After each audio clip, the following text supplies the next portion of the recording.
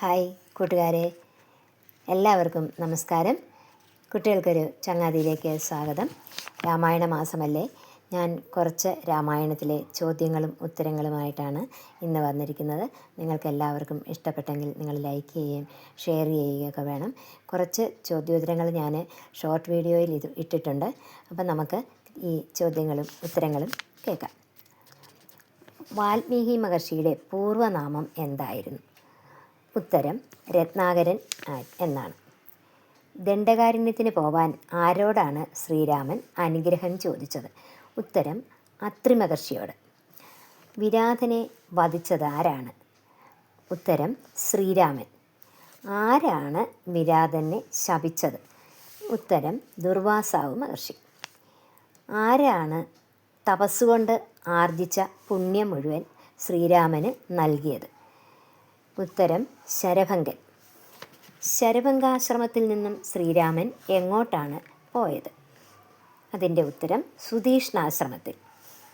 സുധീഷ്ണനുമൊത്ത് ഏത് ആശ്രമത്തിലേക്കാണ് ശ്രീരാമൻ പോയത്? അഗസ്ത്യാശ്രമത്തിലേക്കാണ് ശ്രീരാമൻ പോയത്. രാവണ ഭഗിനി ആരാണ്? ഉത്തരം ശൂർപ്പണഖ.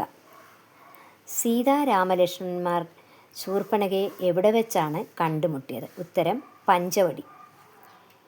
ആരാണ് ശൂർപ്പണഖയുടെ മുലയും മൂക്കും ഛേദിച്ചത്? ഉത്തരം ലക്ഷ്മണനാണ്. ആരാണ് പൊന്മാനിൻ്റെ രൂപത്തിൽ എത്തിയത്? സീതയുടെ മുമ്പിൽ പൊന്മാനിൻ്റെ മുമ്പിൽ എത്തിയത് ആരാണ്? മാരീചൻ എന്ന രാക്ഷസൻ. രാവണൻ സീതയെ അപഹരിച്ചത് എങ്ങനെയായിരുന്നു?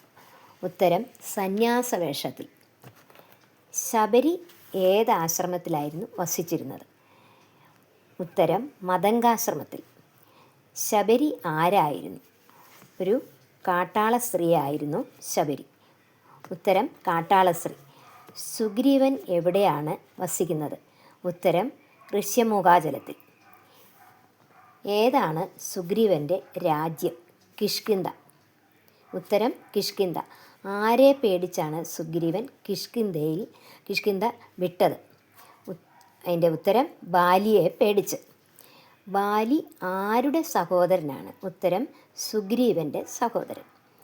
ഹനുമാൻ ശ്രീരാമൻ്റെ അടുക്കലെത്തിയത് ഏത് വേഷത്തിലായിരുന്നു?